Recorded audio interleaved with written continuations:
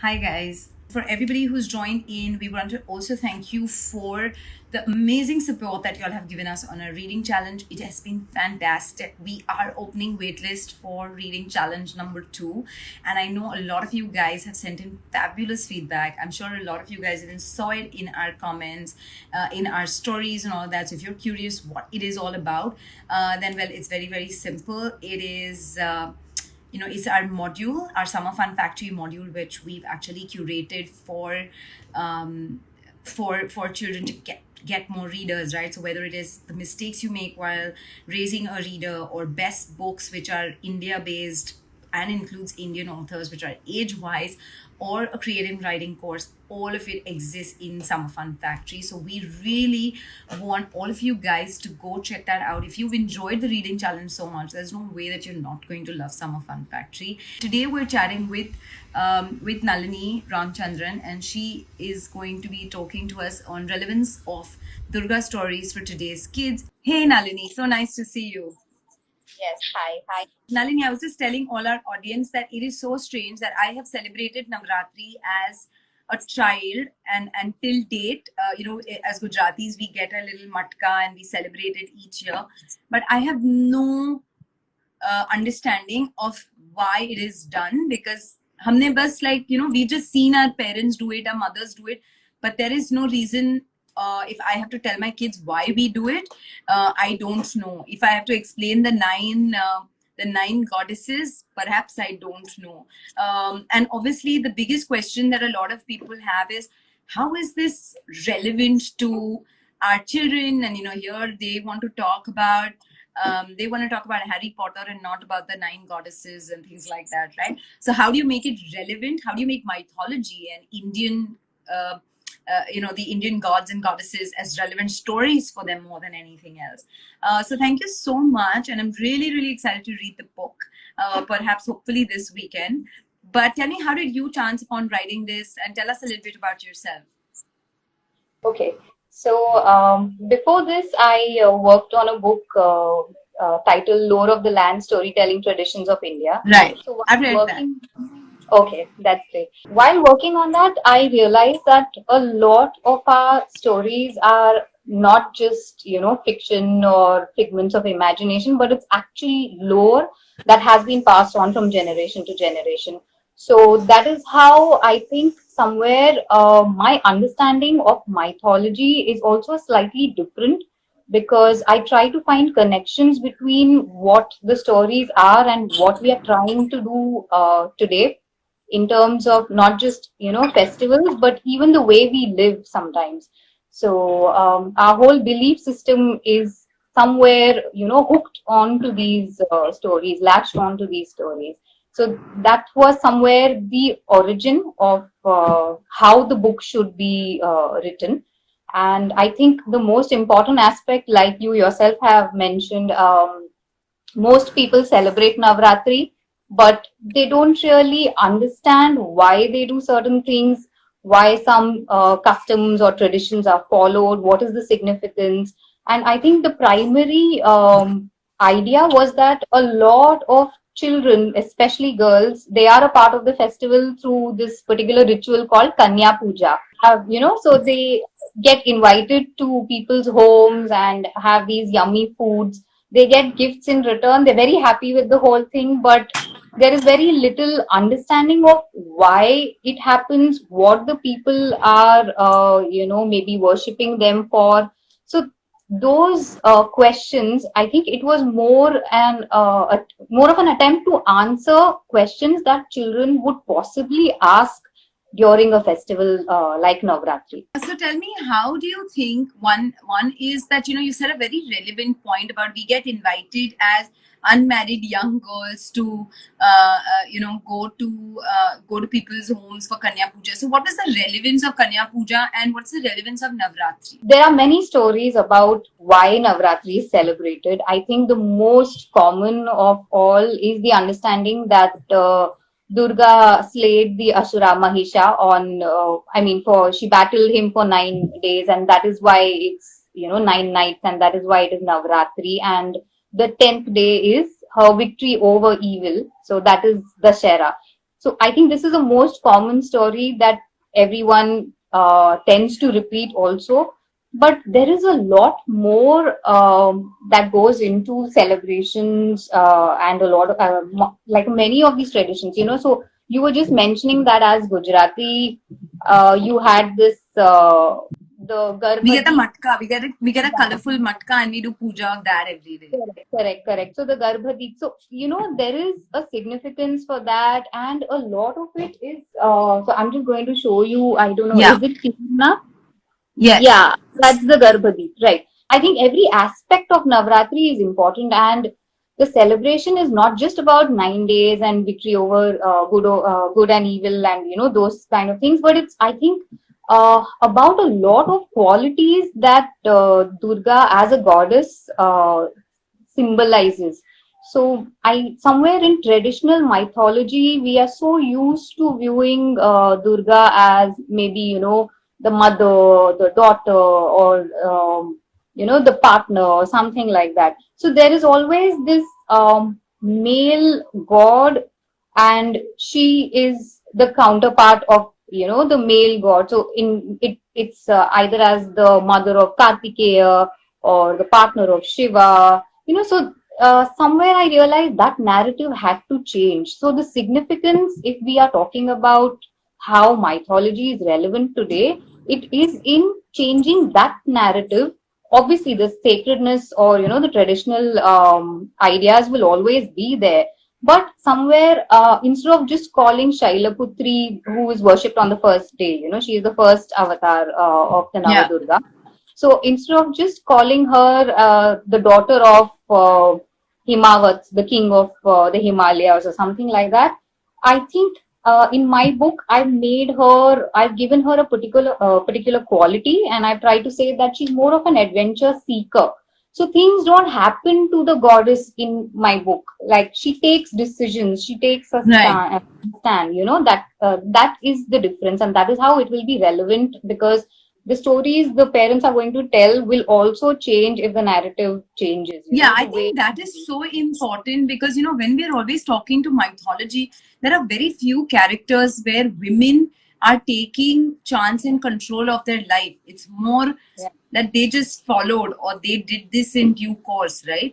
So I feel like it's a very, very relevant bit that you're adding, because I think that in itself will lend a lot to parents wanting to share that with today's children.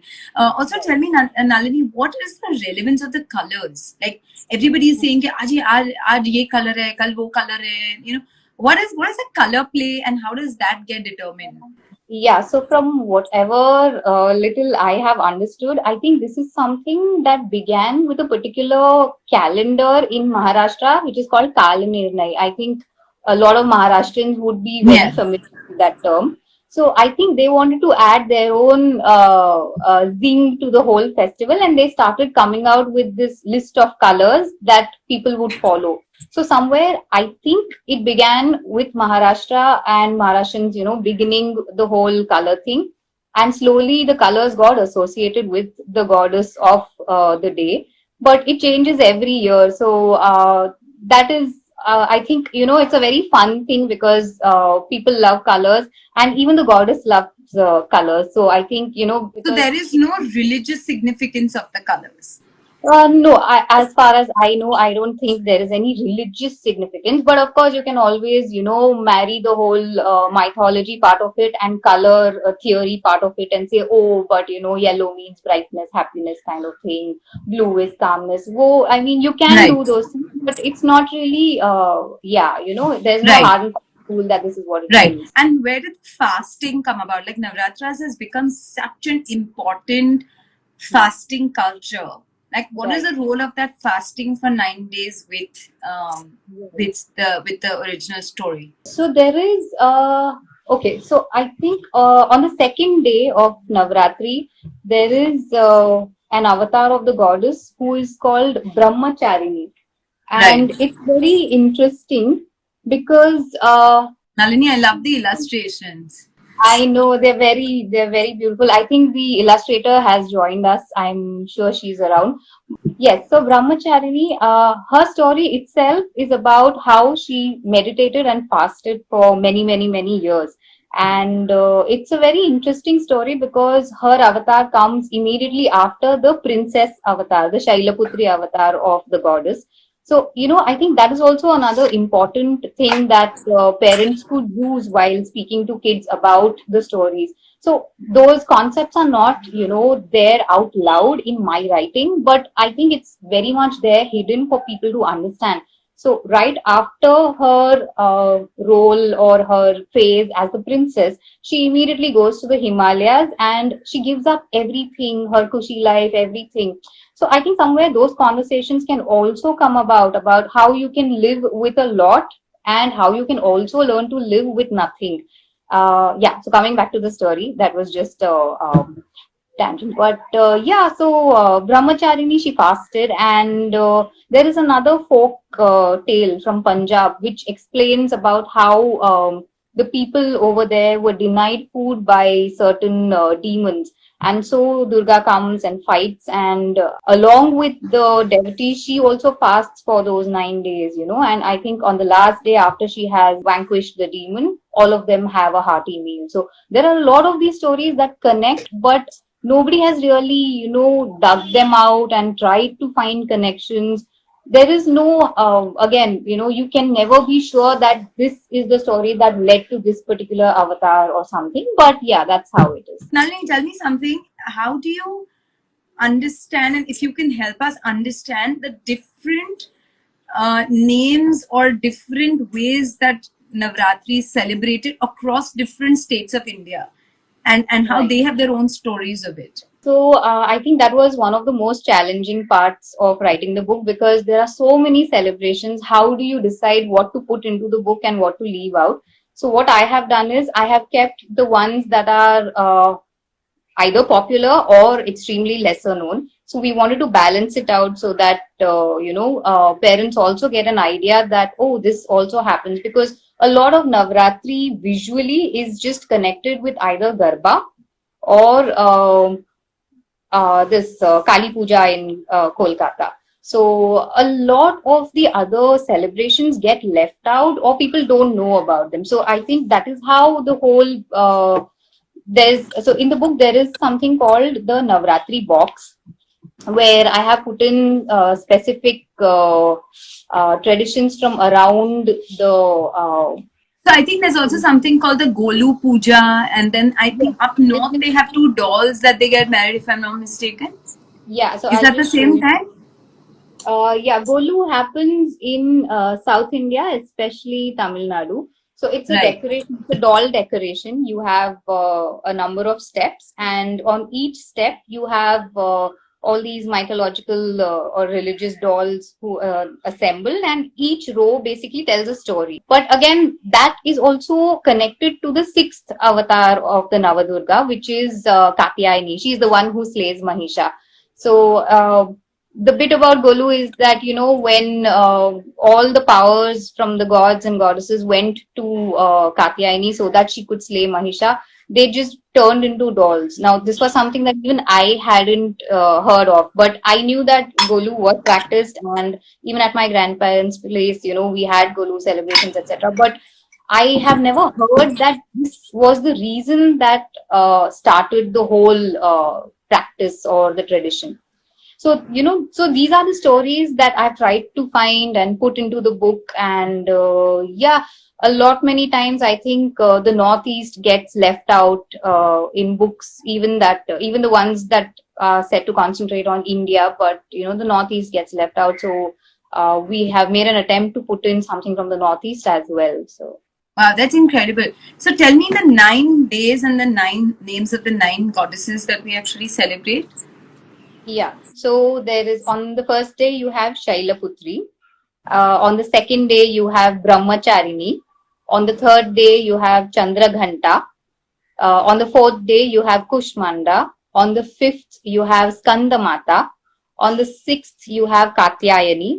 On the seventh, you have Kalratri. On the eighth, Mahagauri. And on the 9th, it is Siddhidatri. The 21st century kids, they're so enamored by everything else. As parents, we need to make them, if we need to make Indian mythology relevant to them, Indian gods and goddesses relevant to them, what would be your top 3 or 4 qualities that you would attribute to Durga? Top 3 would be, I would say, strength. Firstly, I think it's the most obvious, not just physical strength, but mental and emotional strength also. Second would be kindness. And third, I think I would say a concern for nature. I don't know if I can count it as a quality, but I think important. Right. So And what are the, if I was to do a little trivia for all our audience about the weapons that she carried and the animal she sits on, let's see who gets, I don't think I'm fit to do that because I may get many answers wrong. But maybe you should do that and let's see who responds fastest. how many Vahanas of Durga and her forms do you know? Can you just name as many as you can think of? How many weapons does Durga hold and what do they stand for? Any idea about the significance of the weapons? Because each of them also has a particular symbolism. Any idea how Durga got her name? Wow, these are really interesting questions. I wish I could like run and call my daughter because my younger one loves mythology and I'm sure she'll be able to answer these better than me actually because she reads a lot more. But Nalini, this was incredible. I think it's going to be very, very interesting for all of us to kind of share this with our children. And if you can just, before we conclude, walk us through a few of the key qualities of the book and what all have you managed to fit in, that'd be incredible. As brief as possible, the book begins with the story of Durga, goes on to the introduction of the Nava Durga, and then there are separate chapters that take you through each of these forms. And I'll just quickly try and show you something. So, for example, let's just look at Shailaputri because today is the first day. So, this would be the story. It begins with the story of Shailaputri, and we have these beautiful illustrations which Priyanka has worked on. And we've done something very different this time. So we have speech balloons so that kids and parents can do something like a read aloud and the kids can get into the mood of the avatar, that would be interesting. And then there are tiny labels because we just wanted to make a lot of the reading very light and easy. It needn't be verbose, right? So that, and then so this is the Durga box where one particular quality of that particular avatar has been mentioned. I think this is the most important or the core idea of the book because this is what is going to make the book relevant to kids today. A lot of these, strengths have to be inculcated or they'll have to find their inner strength. And I think this box is going to help them do that. Below that, we go into either a story related to the tradition that is connected with that avatar. That also will have labels and stuff. Again, illustrations, labels. And finally, we have something called the Navaratri box, which talks about one tradition that is connected to the avatar. And I've also put in footnotes so that if there are difficult terms or mythological words or stories or concepts that parents want to explain, they can do it quite easily. Let me ask you this question because we get a lot of this question on Kidsstoppress, which is how do you make reading exciting for children? I would say firstly, let the kids be themselves, let them pick what they want to read. Many times I know that parents tend to veer towards mythology for various reasons. It's a good thing, but in that case then you'll have to sit with them and read along with them. Also, if you are not someone who reads, it's going to be difficult to expect them to sit down and read, so that is one thing. How do you make it exciting? A lot of people do a lot of these fun activities. So pick out, concepts from the book and maybe have discussions with them. Try and plan activities around the book. Gift the book to their friends or other kids in the family so that the kids can have some kind of a discussion. There is scope for discussion in that sense. And I think just keep it simple. don't get into this whole thing about, oh, so and so is reading this book, so you should also do it. No, never do that. I mean, it's just, too much of a burden for the kids. But yeah, I think activities, read along with the kid, make it fun. A lot of times movies based on books are also, out. So maybe you could just watch the films with them and then have a discussion of how something changed or what changed between the narratives and stuff like that. So yeah, we have, even in this book, we have put in a lot of concepts that can be discussed. Since you were talking about the significance of colors, I think I should mention that the significance of colors comes in this particular avatar called Mahagauri. And although we have stuck to the whole colors and colorful aspects, somewhere we've also taken the opportunity to talk about fairness and skin tone and colorism. So we've That's done, great. yeah. That's a So really, we've really, been, yeah, that's a very, very interesting concept, especially in times like today, right, where there's so much of insensitivity towards so many things, that I think it's great that you mentioned that. But great, thank you so much for being with us today, and good luck with the book. And I can't wait to read it myself. And I think that we need more of these stories. And I love the way you've articulated it for children on different qualities of each of the yeah, avatars versus just okay, this one won over this one, or this one did this, or this one was the daughter, like you were saying, of this one, and give them their own individual self, right? So I right, think that's what will help a lot of children connect with with the book as well. So thank you so much for correct. joining us today, and wish you all the very best for the book. Thank you so Thank you, much. thanks Thank so you, much. Bye. thank you. Yeah, bye, bye.